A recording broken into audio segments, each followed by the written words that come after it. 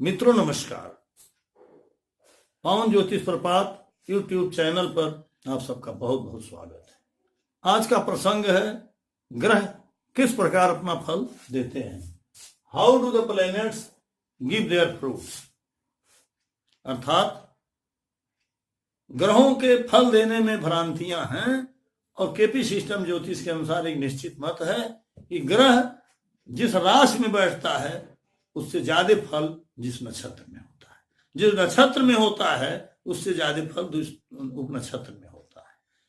KP system ज्योतिष के पहले अधिकतम सूक्ष्मतम बनाने के लिए राशियों को 1 से 8 भागों में बांट करके 9 अंशों में बांटा गया है।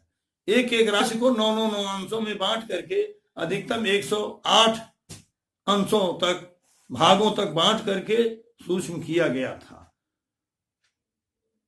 ऋषि गणित ज्योतिष में भी नक्षत्राधारित था।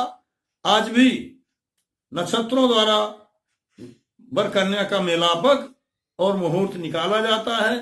बाकी सब चीजें राशि पर देखी जाने लगी, जो कि स्थूल स्वरूप है। राशि पर देखे जाने की परंपरा ग्रीकों ने दिया और ग्रीक मतावलंबियों ने कहीं न कहीं ज्योतिष शास्त्र को व्यभिचरित किया, जिससे सबकी ज्योतिष और ज्योतिषी की मर्यादा दोनों खतरे में पड़ गई। एक भ्रांति पैदा हो गई। लोग रोज समीक्षा करते हैं ज्योतिष सही है गलत है। वो बिंदु हमारा नहीं है मित्रों। आज हम केवल ये बताना चाहते हैं कि किस प्रकार से केपी सिस्टम ज्योतिष में, जो कि सही है, जिसके फलादेश एकदम सही होते हैं, ग्रहों की समीक्षा की जाती है, फल किस प्रकार से देते हैं जो 100% फलादेश में घटित होते हैं। तो इसके लिए मित्रों एक कुंडली दी है, इसमें आप देखिए। जैसे मान लीजिए सूर्य यहां कर्क राशि में बैठा है, सूर्य को ही लेते हैं, ये ग्रह जैसे सभी ग्रह। कर्क राशि में सूर्य पुष्य नक्षत्र में बैठा है। पुष्य का मालिक शनि होता है। तो शनि जो है अगर 8वें स्थान में बैठा है, यहां मान लीजिए यहां शनि बैठा है, चतुर्थ स्थान में यद्यपि सूर्य बैठा है, लेकिन उस शनि के नक्षत्र में बैठा है, इस नाते शनि का फल देगा। शनि माने 8वां स्थान, चतुर्थ स्थान में बैठ करके वो 8वें स्थान का फल देगा। नतीजा होगा भूम भवन वाहन की हानि होगी, शिक्षा में हानि होगी, ये इसका फल होगा। ऐसा नहीं होगा कि चतुर्थ में बैठा तो सुख देगा, दुख देगा। इसी प्रकार से मान लीजिए सूर्य मिथुन राशि में बैठा है, यहां सूर्य बैठा है या कोई ग्रह बैठा है, मिथुन राशि में बैठा है अगर सूर्य, और मान लीजिए पुनर्वस नक्षत्र में बैठा है, बृहस्पति के नक्षत्र में बैठा है, और बृहस्पति जो है यहां शनि की जगह बैठा है 8वें स्थान। शनि तो क्रूर कहा जाता है। सूर्य तृतीय भाव में बृहस्पति के नक्षत्र में बैठा है और बृहस्पति 8वें भाव में बैठा है। इसका सीधा मतलब हुआ कि तृतीय भाव की हानि करेगा सूर्य, क्योंकि बृहस्पति के नक्षत्र में भले बृहस्पति शुभ है, लेकिन भाई बहन की हानि होगी, लेखन की हानि होगी, छोटी यात्रा में बाधा पड़ेगी, और भी जो विषय छपाई में हानि होगी, और भी जो विषय देखे जाते हैं। माता का व्यय स्थान है तो उसमें भी कुछ व्यय का व्यय होगा, उन्हें कुछ फायदा होगा। तो मित्रों जो ग्रह जहां बैठता है फल उस ग्रह का मेनली देगा जिस ग्रह के नक्षत्र में है। जैसे मान लीजिए बृहस्पति यहां वृश्चिक राशि में बैठा है, यद्यपि 8वें स्थान में बैठा है, लेकिन अगर वृश्चिक में जो नक्षत्र आते हैं, जैसे वृश्चिक में आता है विशाखा, अनुराधा और ज्येष्ठा, तो अगर बुध लाभ स्थान में बैठा हुआ है, यहां मान लीजिए बुध बैठा है लाभ स्थान, और बृहस्पति वृश्चिक राशि में अश्लेषा नक्षत्र में बैठा हुआ है, ज्येष्ठा नक्षत्र में, तो क्या होगा? बुध को देखा जाएगा। बृहस्पति अद्यप के 8वें है, लेकिन बुध के नक्षत्र में है, और बुध एकादश स्थान में आय स्थान में बैठा हुआ है। यही बृहस्पति 8वें बैठ करके बुध का फल देगा जो लाभदायक होगा।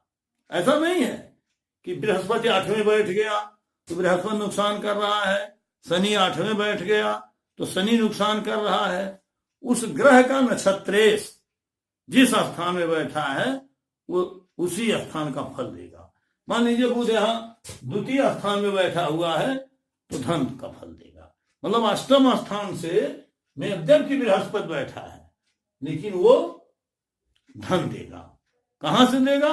अंतर होगा धन देने में। ये गुप्त स्थान है, गुप्त धन देगा। थोड़ा मकारी वाला धन देगा, थोड़ा ठगी वाला धन देगा, मृत्यु के बाद मिलने वाला धन देगा, LIC वाला धन देगा, दुर्घटना वाला धन देगा, इस तरह से मृत्यु पत्र वाला धन देगा, ग्रेच्युटी वाला धन देगा, भविष्य निधि वाला देगा। मतलब जिसमें कष्ट हो, जिसको मिलने के बाद सुख तो हो लेकिन दुख भी ज्यादा हो, ऐसा धन बृहस्पति देगा अगर बुध द्वितीय स्थान में बैठा है। क्योंकि बृहस्पति ज्येष्ठा नक्षत्र में है, बुध उसका नक्षत्रेश है। इस तरह से फल मिलता है। कोई ग्रह भले बुध मान लीजिए लाभ स्थान में बैठा हुआ, यहां आपने देखा बुध लाभ स्थान में बैठा। अब बुध लाभ स्थान इच्छा पूरक स्थान है, हर जगह से इच्छा पूर्ति होती है। लेकिन यही बुध लाभ स्थान में बैठ करके सब प्रकार की इच्छाओं की हानि कर देगा या हानि कराएगा अगर कुंभ राशि में जो बैठा है और उसका बृहस्पति, कुंभ में जो बृहस्पति आता है, पूर्व भाद्रपद नक्षत्र बृहस्पति का होता है। यही बुध कुंभ में बैठ करके पूर्व भाद्रपद नक्षत्र में है और पूर्व भाद्रपद का स्वामी बृहस्पति अष्टम स्थान में है, 8वें स्थान में है। तो इसका मतलब ये कहा जाएगा कि बुध भले लाभ स्थान में बैठा है लेकिन उसका नक्षत्र स्वामी 8वें स्थान में बैठा है। भले वो बृहस्पति है लेकिन आय की हानि कराएगा, क्योंकि उसका नक्षत्रेश हानि स्थान में बैठा। ऐसा नहीं होगा कि बुध लाभ में बैठा तो लाभ देगा। यही एक भ्रांति है, इस भ्रांति को मिटाने की जरूरत है। यही नियम हर जगह लागू होता है, ग्रहों पर लागू होता है। अगर कोई ग्रह अच्छे स्थान में बैठा हुआ है लेकिन उसका नक्षत्र स्वामी खराब स्थान में बैठा हुआ तो खराब फल मिलेगा।